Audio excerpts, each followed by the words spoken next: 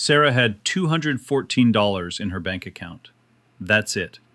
$214 between her and complete financial collapse. And then her water heater died. Not a slow leak, not a warning, just done. Cold showers on a Tuesday morning before a job interview she had been preparing for all month. The repair guy came out, looked at it for 4 minutes, told her it would be $380 to fix. $380. She didn't have it. So she did what millions of people do every single day. She put it on her credit card, the one with the 24% interest rate. And she told herself she'd pay it off next month. She didn't pay it off next month, because next month her car needed new brake pads. And the month after that, her kid's school needed $60 for a field trip.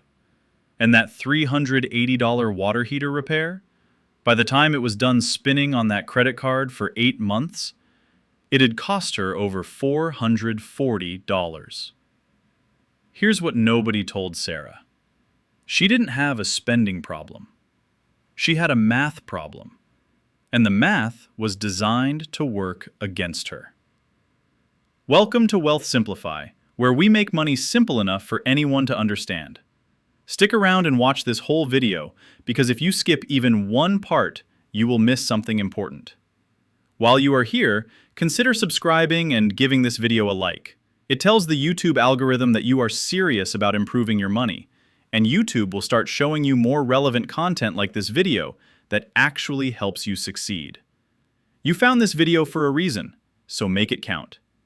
Now, I want to introduce you to two people, Sarah and Marcus. They grew up in the same city, same public school, similar grades. Both got jobs right out of high school and worked hard. Neither of them was lazy. Neither of them was reckless. But today, 10 years later, they are living completely different financial lives.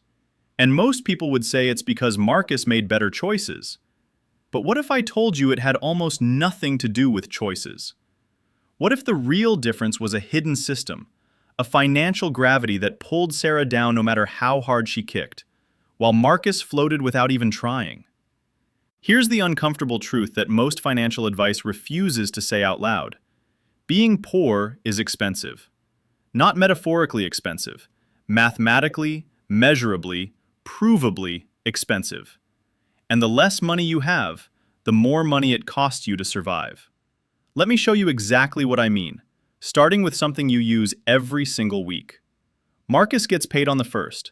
First thing he does is go to the wholesale club and stock up. Paper towels, the jumbo case. Dish soap, the 2-liter jug. Pasta, rice, canned goods, all in bulk. His cost per unit? Tiny. Efficient. He loads up his SUV, drives home, and doesn't think about any of it for another 6 weeks. Sarah gets paid on the 15th. She's working with whatever's left after rent went out on the 1st. So she shops in small doses. Corner store, convenience mart, gas station snack aisle when she's desperate. Same paper towels, different package. Her cost per roll? Nearly 3 times what Marcus pays. Same pasta, smaller box, higher cost per ounce. Same laundry detergent, travel size bottle, astronomical cost per load. Here's the brutal part. Sarah isn't making bad decisions. She literally cannot lock up $60 in pantry supplies when she has $89 left until payday. The math won't allow it. This is called the poverty premium, and economists have studied it in city after city. The finding is always the same. The less you can afford to spend up front, the more you spend overall. You are taxed for being broke. It's just not a tax anybody votes on. Now let's talk about the one institution that's supposed to help you manage money: your bank. Marcus keeps a comfortable cushion in his checking account. His bank loves him. No monthly fees, free wire transfers, a customer service line where a real human picks up. Sarah's account dips close to zero twice a month, right before payday. And the bank? The bank is watching. One month, a streaming subscription she forgot about hits on a Thursday. She's $4 short. $4. The bank doesn't call her, doesn't send a warning, doesn't cover it quietly and sort it out later. It charges her $34. Think about what just happened. Sarah effectively borrowed $4 for less than 48 hours and paid $34 for the privilege. If you annualize that interest rate, which is exactly what banks do when they sell you credit cards, you get somewhere north of 17,000%. Banks collected billions in overdraft fees last year. The overwhelming majority came from accounts with less than $1,000 in them. In other words, the people with the least money are subsidizing the free checking accounts of the people with the most. Marcus earns a little interest on his savings. Sarah pays interest on her survival. Same banking system, opposite outcomes. The only difference is the balance.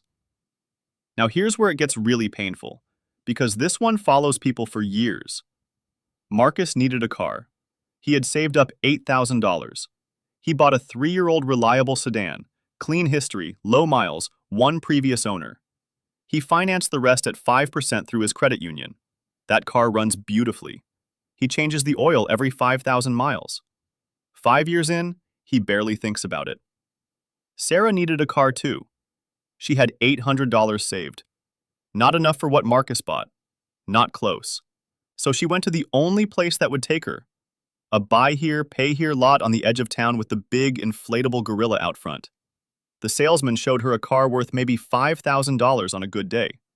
He sold it to her for $9,500. And because her credit score was low, through no moral failing, just a medical bill that went to collections 2 years ago, her interest rate was 22%.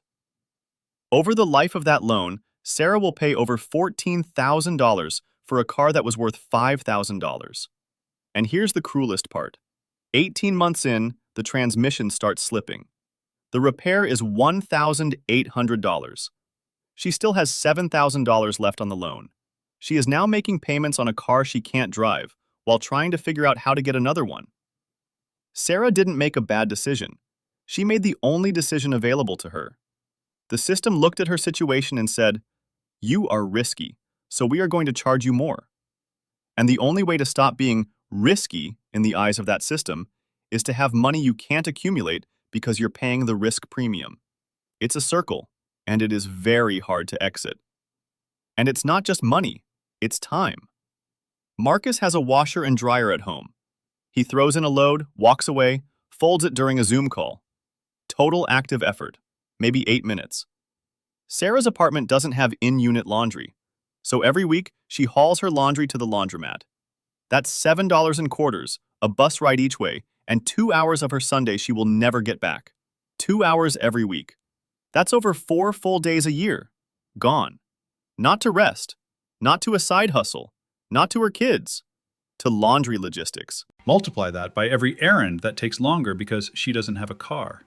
Every meal that costs more because there's no grocery store near her and only a convenience mart.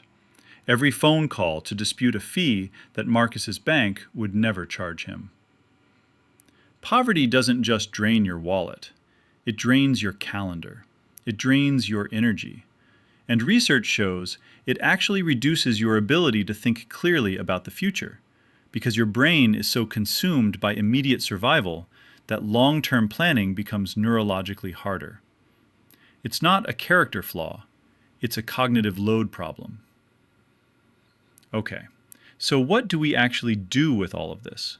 Because I don't want you to walk away from this video feeling hopeless. I want you to walk away feeling armed. The first thing, and I cannot stress this enough, is to stop treating standard financial advice as if it applies to your situation if you are in survival mode. Max out your Roth IRA. Great advice. Irrelevant if you're paying 24% on a credit card balance. Paying off that card is a guaranteed 24% return. No index fund on earth promises you that. Build wealth slowly. Yes, but first you have to stop the bleeding. And the way you stop the bleeding is with a buffer. Here is what I want you to take away from Sarah and Marcus's story. The gap between them was not discipline. It was not intelligence. It was not even work ethic. It was liquidity. Marcus had a cushion that absorbed life's punches. Sarah absorbed every punch directly. And absorbing punches costs money. The poverty premium is real. The time tax is real. The risk premium is real. The overdraft trap is real. And none of it is your fault. But here's what's also real. Once you name it, you can fight it. Audit your life for the places you are being charged extra simply for having less. Then build, slowly, ruthlessly, strategically, the buffer that starts making those charges disappear one by one. You are not bad with money. You are playing an expensive game with a short stack of chips.